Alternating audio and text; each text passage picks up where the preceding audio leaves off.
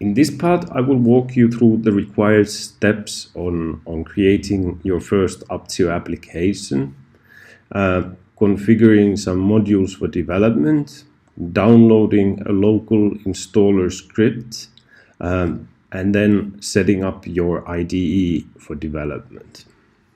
Starting point is appzio.com, so just click on Start Your Project. Give your credentials, phone number,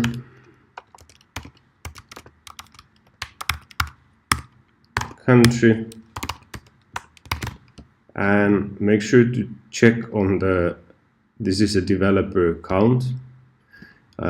Once we signed up, we'll get to the dashboard where we manage the applications that are developed in the Appzio platform. So let's go ahead and create a new application. You can use one of the pre-made templates. It's recommended that you at least try creating a application based on template. This way you will see how things are configured on the web dashboard. Now, for the purpose of our application, we will not use template, so it will be completely blank application that we're developing. So we call it Udemy demo app. Click on submit. It will create the application, and all your applications are available on the dashboard. So it's a trial account. You can play around as much as you want with this. Let's go to the admin panel and see our application. On the application's homepage, you will have statistics. So once you get some users, these will update. Before doing anything else, let's make sure that we will get an Android build. So we're going to click on Build Android, and this will now launch a build process. It will take a few minutes for the build to finish. And then, as you can see, the application is empty. We don't have any content here. We will create one example theme. You can click on the modules, and now you will be required to register again. And the reason for this is that the account holder might not be the actual developer of the application. So let's put the info again.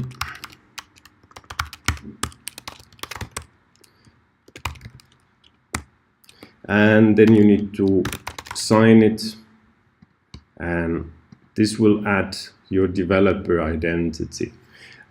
You will receive a verification code in your email. I will now take the verification from my mobile. So it's a 4-digit code. And once I click verify, I'm able to start browsing the modules. From here you can find modules to install. So there's a big list of existing modules that you can use as a base for your development.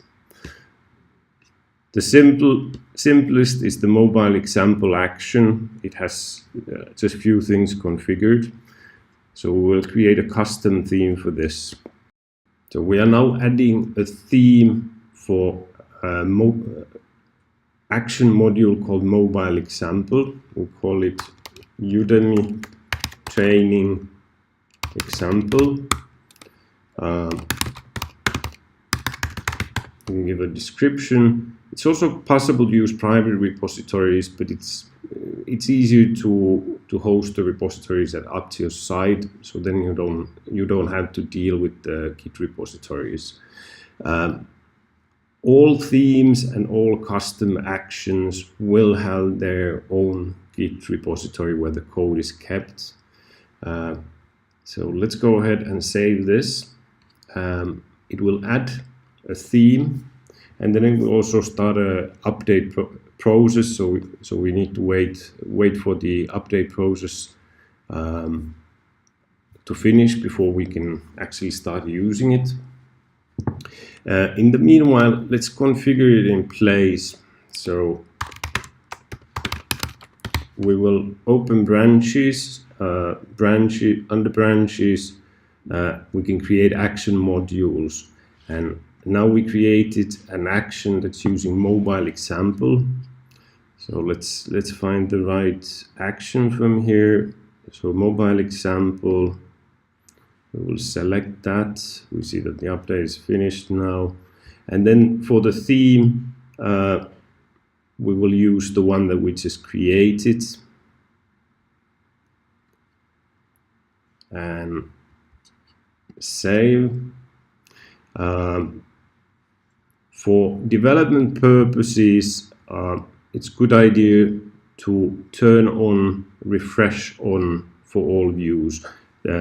This means that you can drag down on the mobile client at any view and refresh the action's contents.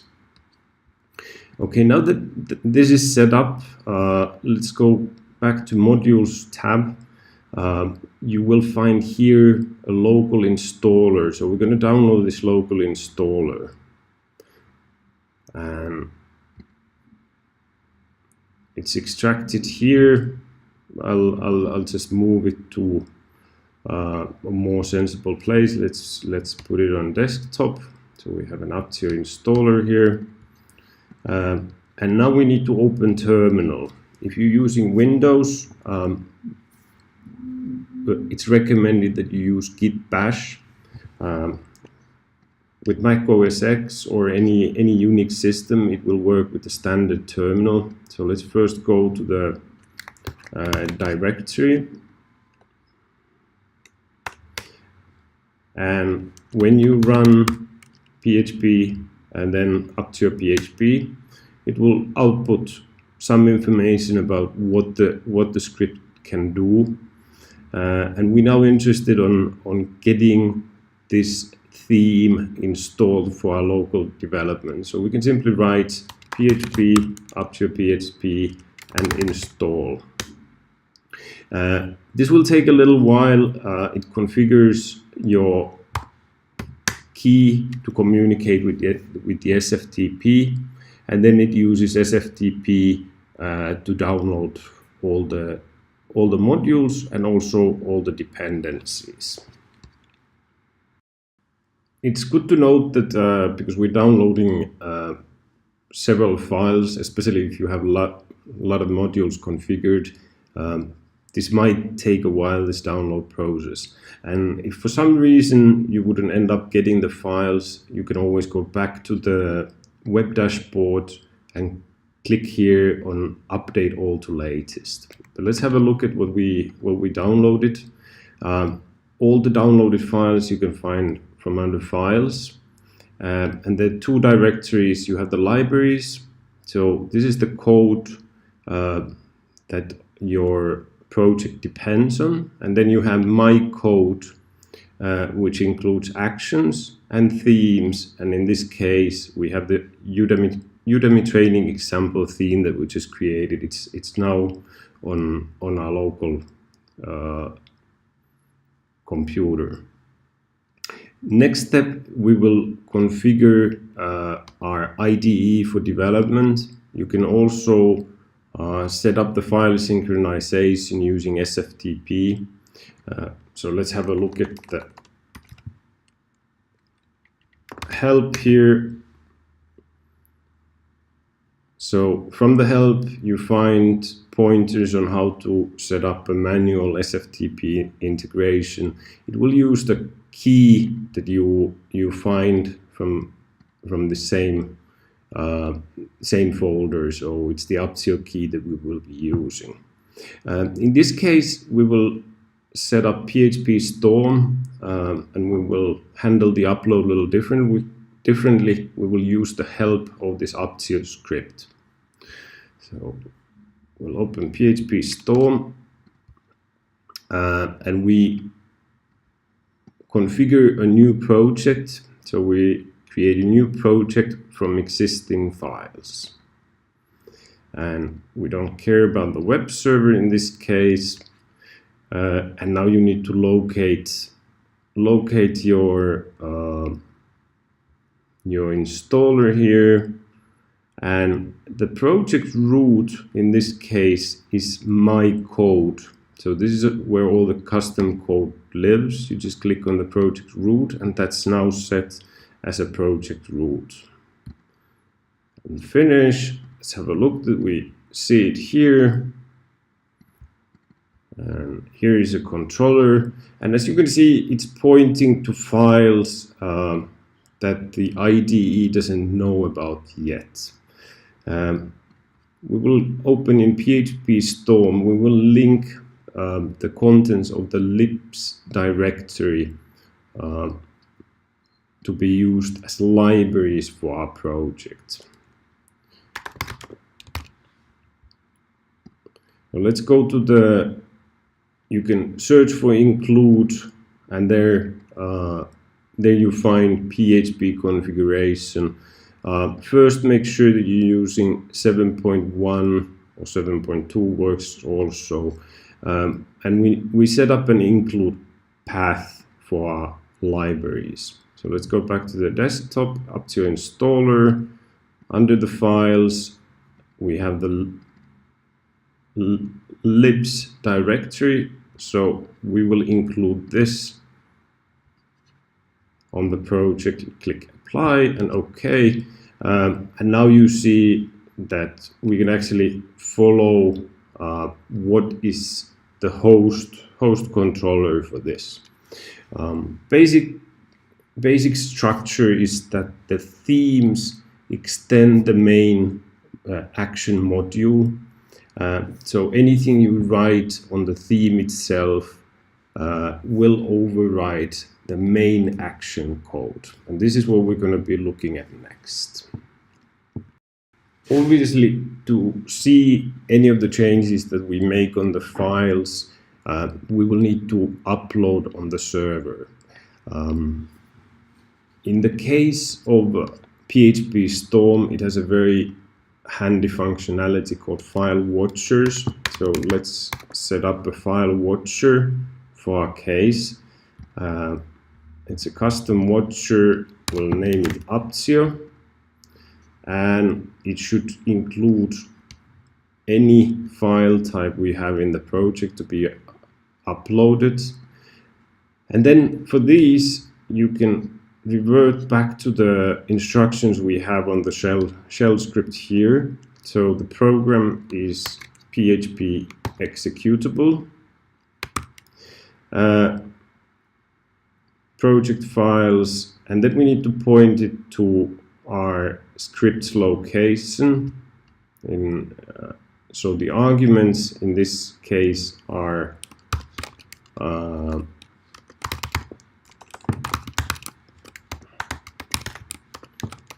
the absolute path to the location of your installer. So this is the script that we will be calling whenever there is a file saved. And we'll copy this. So the command that we use is upload, and then it's using the full path to the file. We will turn off the immediate file synchronization. So now it will call the watcher only when we press save on PHP Storm. And let's have it display the console always, so we can make sure that it's running properly.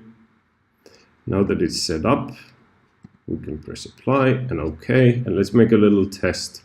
So we'll add test comment here, and we'll verify that the upload script works. So now it's set, starting upload complete. If you see some errors about directory creation here, you don't have to mind about these. Now, of course, we need to see what we're working on. So let's have a look at how to get it displayed on the mobile. We'll go back to the web dashboard. We already have, you can see that the Android build is finished. So if you click on the mobile preview URL, you have two options here. If it's Android, you simply download the APK package. You can use the package either in a simulator or on your real device. The only thing to note if you use it on a device is that you need to allow unsigned packages to be installed. And unlike with other mobile development ways, we don't need to update this build. So this build will stay the same throughout our development. Only if you need to update the icon or the splash screen of the application. In this case, we need to generate a new build. But for normal development, this is the build that we will be using. If you work with iOS device, let's have a look at what it tells us for the iOS. For the iOS, you would download an application called Appzio plug from the App Store. And this is the username and password that you would input on the Appzio plug application in order to access the application that we're now developing. This username and password is different from all the other login credentials. Idea is that you can also give this to test users so that other users can preview what's going on. All functionality is identical to the final finished store build with few small exceptions. Your advertising would not show up there, and also your payments can't be fully tested. But if you're working on this type of advanced functionality, please contact Appzio, and you will get your own test flight build where it can be tested. I will be using Appzio plug application for this demo. So let's open simulator. Simulator works exactly the same way as a real device. So we'll open the Appzio plug application and then provide the credentials that are shown here.